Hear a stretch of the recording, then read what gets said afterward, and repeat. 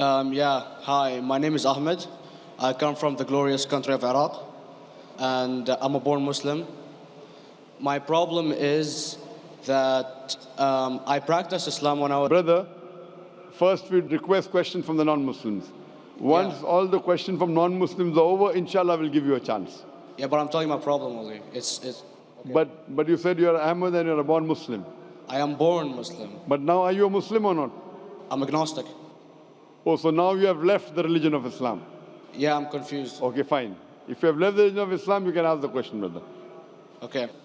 So my question is, how come I don't have the faith that you and the other Muslims have and some of my friends, even though I practiced Islam a lot and I even did Umrah, but I still do most of the sins that are forbidden in Islam, and I sometimes am lazy to do the prayer and the other subjects we have to do in Islam.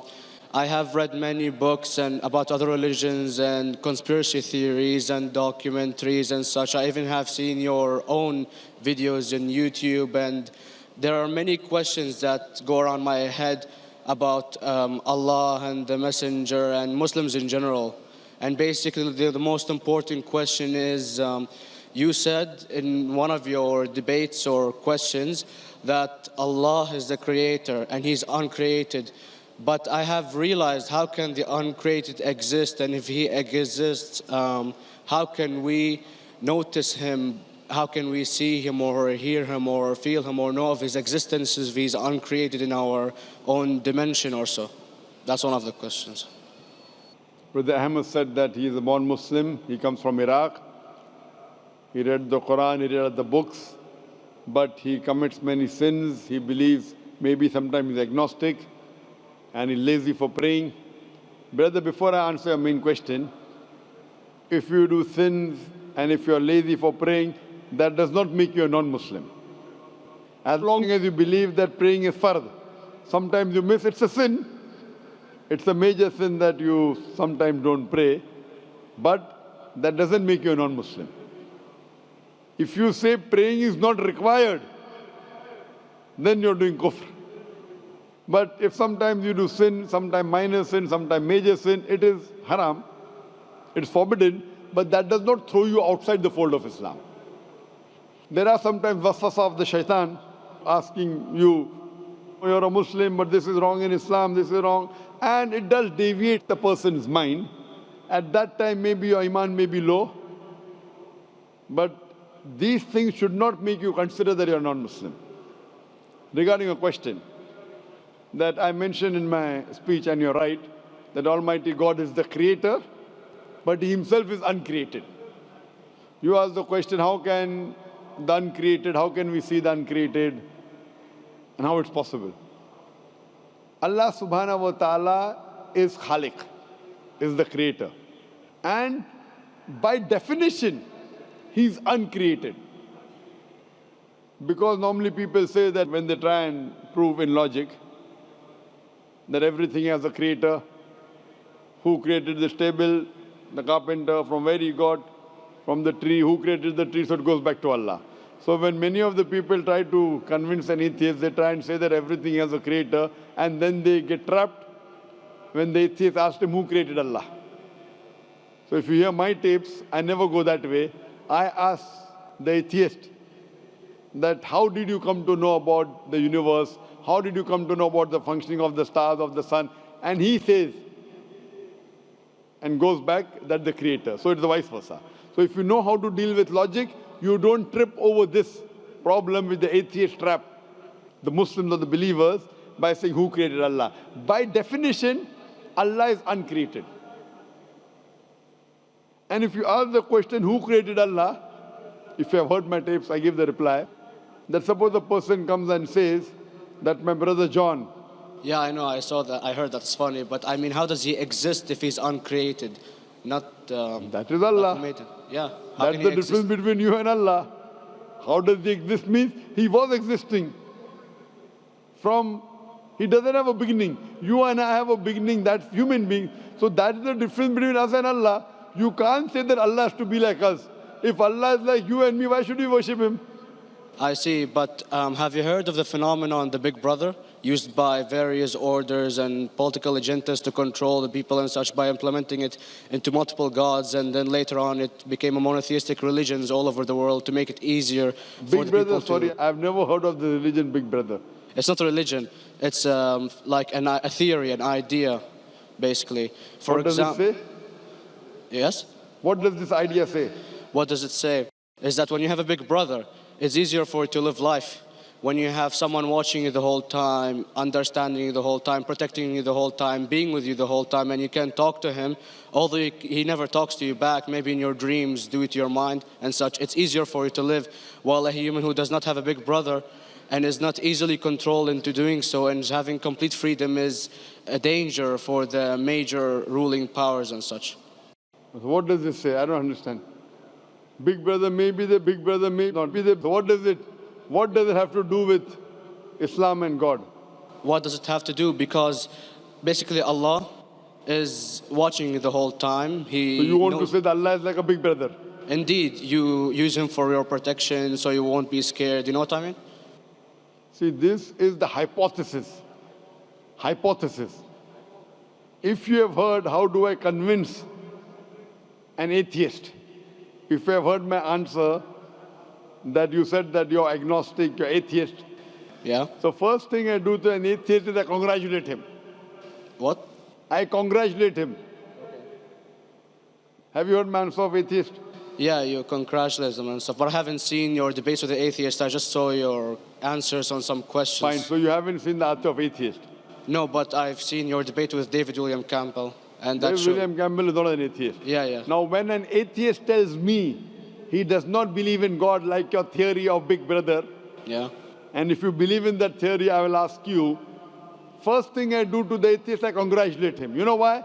Yeah, because they think and they don't follow what their parent does and such stuff like that. No. I congratulate him because he is not doing blind belief. The other people are doing blind belief. He is a Christian because father is a Christian. He is a Hindu because father is a Hindu. Most of the Muslims are Muslim because father is a Muslim. He is thinking. He says there is no God. He has said the first part of the Islamic Shahada, La ilaha. The reason I congratulate him is because he has said the first part of the Islamic Shahada, Islamic Creed, La ilaha. The only thing I have to do is illallah, which I shall do inshallah. So if you have heard my answer, an atheist becomes an atheist because he believes in science, he believes in logic. Or I ask him that if an equipment is bought in front of him, which no one in the world has ever seen, and if the question is asked that who will be the first person who will be able to tell you the mechanism of this new equipment, what is the answer? Of course, he's going to tell you the producer or the maker of this equipment. Creator, producer, maker. So when we ask him questions that how did this universe come into existence, he will talk about the Big Bang. This what we're going to talk is already mentioned in the Quran 1400 years ago in Surah Anbiya chapter number 21 verse number 30. Avalam yaral lazina kafaru anna samawati wal arda kanat ratkum fataknahuma. Do not the unbelievers see that the heavens and the earth were joined together and we clove them asunder. This what you came to know 50 years back is mentioned in the Quran 1400 years ago. Who could have mentioned that? Well, in various civilizations in like 2000 or 5000 BC before Islam came or Christianity itself, there was various civilizations that are good in astronomy and they know more about our solar system than we do now, sadly. Brother, your knowledge of science is little, not in-depth. I do agree. There are certain things which were known as hypotheses. For example, we came to know, we were proved that the earth was spherical in 1577. I know that in 6th century BC, there were Pythagoras who believed that the earth was spherical. But the same Pythagoras who believed the earth was spherical also believed that the earth was the center of the universe, which is wrong. You show me one civilization which believes 100% what the Quran has mentioned. I challenge you.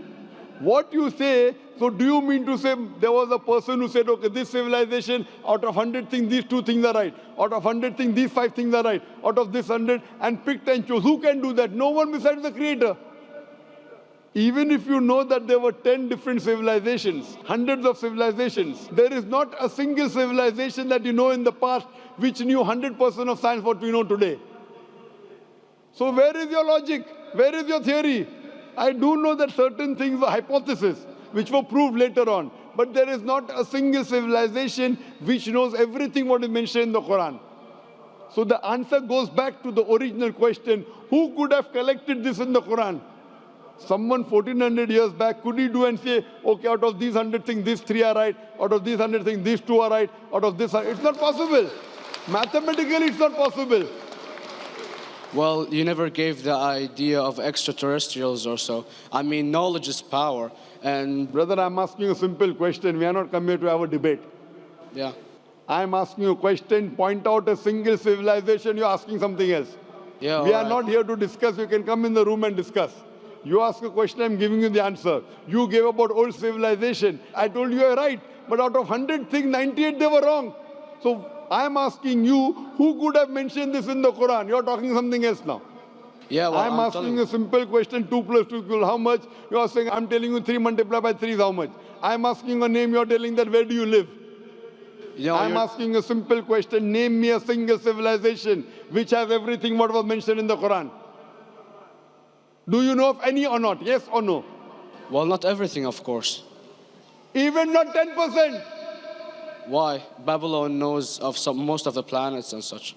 Planet is not the only thing mentioned in the Quran. There are Of course. 1,000 things mentioned in the Quran. To say what 1,000 things are mentioned in the Quran, 10% would be equal to 100 things.